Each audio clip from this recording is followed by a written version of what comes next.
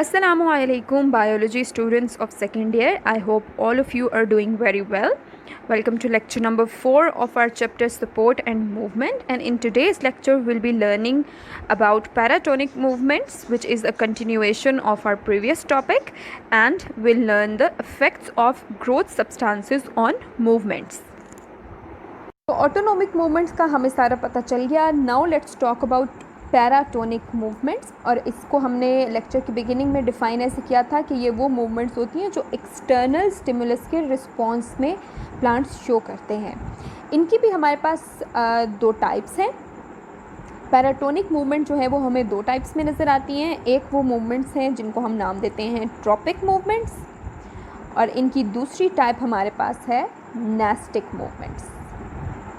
ये दो टाइप्स हैं पैराटोनिक मूवमेंट्स की. इन दोनों को हम वन बाय वन देख लेते हैं. Let's first talk about tropic movements. Tropic movement का मतलब, ट्रॉपिक वर्ड का मीनिंग होता है टर्निंग.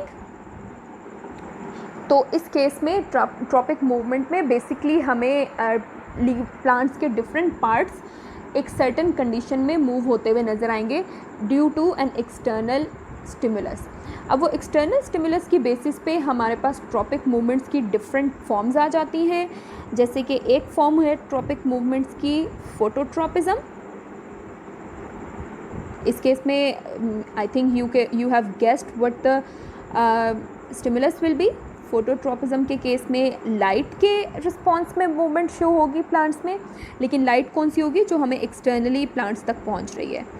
सेकंड हमारे पास आ जाती है फॉर्म ट्रॉपिक मूवमेंट्स की थिग्मोट्रॉपिज्म, और इस केस में स्टिमुलस कौन सा होता है? वो होता है टच का स्टिमुलस. थर्ड हमारे पास फॉर्म आती है ट्रॉपिक मूवमेंट्स की कीमोट्रॉपिज्म.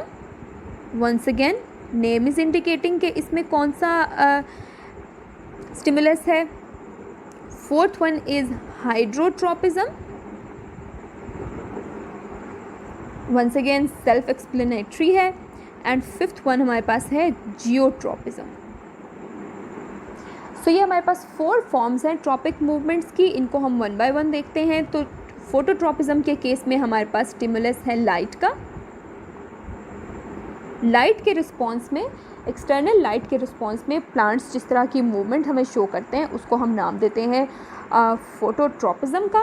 इसमें हमें नज़र आता है कि सर्टेन प्लांट्स जो हैं वो अपने डिफरेंट फ्लोरल पार्ट्स को उस साइड पे रखते हैं जिस साइड पे उनको मैक्सिमम लाइट मिलती है, ताकि वो ज़्यादा से ज़्यादा फोटोसिंथेसिस परफॉर्म कर सकें. सेकंड हमारे पास केस आ गया था थिग्मोट्रॉपिज्म का, जो कि है इन रिस्पॉन्स टू टच. और ये हमें किस केस में नज़र आता है? In case of small wines.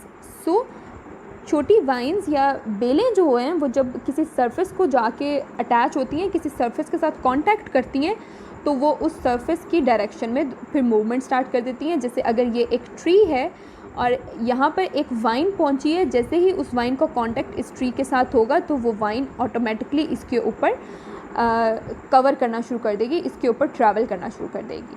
Next हमारे पास है कीमोट्रॉपिज्म. कीमोट्रॉपिज्म के केस में केमिकल के रिस्पॉन्स कर रहा होगा कोई लिविंग पार्ट, और ये हमें नज़र आ जाती है फंगल हाइफी के केस में. जो फंगल हाइफी होते हैं वो केमिकल्स को की तरफ मूव करते हुए जाने की वजह से उनके हाइफी सॉइल के अंदर स्प्रेड होते हैं दूर दूर तक. फोर्थ हमारे पास था हाइड्रो ट्रॉपिज्म, और इसमें नाम से पता हमें चल गया कि कौन सा स्टिमुलस है, वाटर का. इसको हम कॉमनली देख सकते हैं प्लांट्स के अंदर कि रूट्स किस तरफ मूव करती हैं, जिस तरफ उनको वाटर ज़्यादा से ज़्यादा मिलता है, यानी कि लोअर साइड पर, और जो स्टेम है वो वाटर के ऑपोजिट साइड पर मूव करते हैं. इसलिए हम ये कह सकते हैं कि रूट्स हमें पॉजिटिव हाइड्रोट्रॉपिज्म दिखाती हैं और शूट हमें नेगेटिव हाइड्रोट्रॉपिज्म दिखाते हैं. नेक्स्ट हमारे पास है जियोट्रॉपिज्म, और इसमें जो स्टिमुलस है उसको हम कहते हैं ये ग्रेविटी है. ग्रेविटी के स्टिमुलस को रिएक्ट जब प्लांट्स करते हैं जिस तरह से अपनी ग्रोथ से, दैट इज़ कॉल्ड जियोट्रॉपिज्म. तो वंस अगेन इस केस में क्योंकि रूट्स जो है वो ग्रेविटी की डायरेक्शन में मूव करती हैं, तो हम कहते हैं कि रूट्स जो हैं वो पॉजिटिव जियोट्रॉपिज्म दिखाते हैं, और जो स्टेम है वो अपोजिट डायरेक्शन में मूव करते हैं, तो हम इसलिए कहते हैं stem are showing negative geotropism. ये थी डिफरेंट टाइप्स ट्रॉपिक मूवमेंट्स की. The second type of paratonic movements is nastic movements. Nastic movements का जो एक डिस्टिंग्विशिंग फ़ीचर इनको ट्रॉपिक मूवमेंट्स से सेपरेट करता है वो ये है कि ये नॉन डायरेक्शनल मूवमेंट्स हैं, यानी कि इस केस में प्लांट्स या प्लांट्स के डिफरेंट पार्ट्स जो हैं वो हमें किसी एक डायरेक्शन में मूव होते हुए नज़र नहीं आते। इंस्टेड ये नॉन डायरेक्शनल मूवमेंट्स होती हैं, यानी कि किसी स्टिमुलस की तरफ या स्टिमुलस के अगेंस्ट हमें मूवमेंट्स नज़र नहीं आएंगी, जस्ट रैंडम मूवमेंट्स प्लांट्स के डिफरेंट पार्ट्स में नज़र आती हैं, या ओवरऑल पूरा का पूरा प्लांट का पार्ट जो है वो मूव करता है। तो इस चीज़ को नज़र में रखते हुए हमारे पास नास्टिक मूवमेंट्स की दो टाइप्स आ जाती हैं। नंबर 1 को हम कहते हैं nyctinasty and the other type is haptonasty. The second type of nastic movement is haptonasty. इन दोनों में जो बेसिक डिफरेंस है, हेप्टोनेस्टी जो है वो उसके अंदर स्टिमुलस होता है टच का। हेप्टोनेस्टी के केस में the external stimulus will be of touch, and nyctinasty के केस में एक्सटर्नल स्टिमुलस दो तरह का हो सकता है।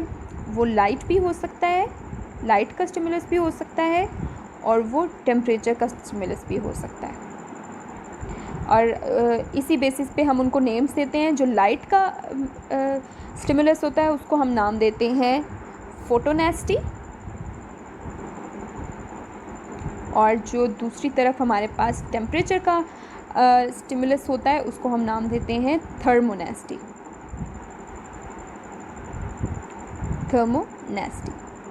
सो ये कुछ बेसिक टाइप्स हैं निक्टिनेस्टी की। अब अगर इनको हम इंडिविजुअल देखें तो निक्टिनेस्टी के केस में हमने कहा दो तरह के स्टिमुलस हैं, लाइट का और टेम्परेचर का। लाइट के केस में निक्टिनेस्टी ये फोटोनेस्टी जो है हमें नज़र आती है कुछ लीव्स, कुछ प्लांट्स के केस में जिनके लीव्स जो हैं वो रात के टाइम पे मुरझा जाते हैं और सुबह के टाइम में, रोशनी के टाइम पे वो दोबारा से खिल जाते हैं। ये किस वजह से हो रहा होता है? फोटोनेस्टी की वजह से। जब वो प्लांट्स अंधेरे में होते हैं तो उनके लीव्स जो है, उनके जो फ्लावर्स हैं वो बंद हो जाते हैं और रोशनी में वो दोबारा से खुल जाते हैं। On the other hand थर्मोनेस्टी similar काम हो रहा होता है, लेकिन किसके रिस्पॉन्स में? टेम्परेचर के रिस्पॉन्स में। ये हमें नज़र आ जाता है ट्यूलिप्स के केसेस में, और उसमें भी ये कहाँ पे नज़र आता है? हमें फ्लावर्स में नज़र आता है। सो ट्यूलिप्स के जो फ्लावर्स हैं उनको कोल्ड टेम्परेचर जब वो फेस करते हैं रात के टाइम पर, तो वो उसकी पेटल्स बंद हो जाती हैं, और जब नॉर्मल टेम्परेचर आता है या डे लाइट होती है तो वो पेटल्स जो हैं खुल जाती हैं या फ्लावर फिर से ओपन हो जाता है। तो ये दो टाइप्स थी निक्टिनेस्टी की। ऑन दी अदर हैंड हमने कहा हेप्टोनेस्टी सेकंड टाइप है, जिसमें स्टिमुलस जो है वो टच का स्टिमुलस है, यानी कि ऐसे प्लांट्स के डिफरेंट पार्ट्स में कहीं पर भी अगर उनको कोई आउटर चीज़ टच करती है तो वो फ़ौरन से उसमें रिस्पॉन्स शो कर दें किसी तरह की मूवमेंट का। और इसकी एग्जांपल हमें नज़र आती है वीनस फ्लाई ट्रैप में। वीनस फ्लाई ट्रैप का नाम आपने पहले सुना हुआ है।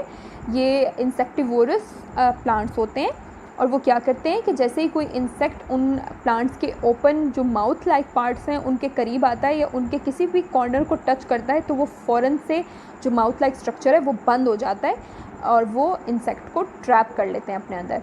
This is the example of haptonasty. तो आपको मैंने एट द एंड हम बात कर लेते हैं कि जो प्लांट्स के अंदर ग्रोथ के लिए डिफरेंट सब्सटेंसेस रिलीज़ हो रहे होते हैं उनका प्लांट की मूवमेंट के साथ क्या ताल्लुक़ है, यानी कि डिफरेंट ग्रोथ सब्सटेंसेस जिसमें मेनली हार्मोन्स होते हैं वो मूवमेंट को किस तरह से कॉज करते हैं।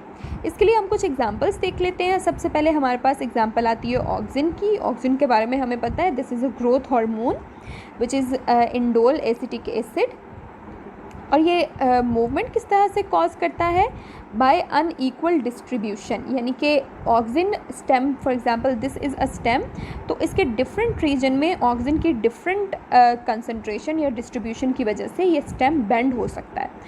इसी कैरेक्टर की वजह से ऑक्सिन्स जो हैं वो रोल प्ले करते हैं फोटोट्रोपिज्म में। जैसे फॉर एग्जांपल अगर इस स्टेम को यहाँ से आती हुई लाइट की तरफ बेंड करना है तो ये ऑक्सिन्स अपने आप को इस स्टेम में अनईक्वली डिस्ट्रीब्यूट ऐसे करेंगे, ये सारे यहाँ पे एक्यूमुलेट हो जाएंगे, यहाँ पे ग्रोथ ज़्यादा होगी और ये जो स्टेम है ये बेंड हो जाएगा। इसी तरह से सेम इसी पर्पस पे काम करता है ऑक्सिन जियोट्रोपिज्म के केस में भी।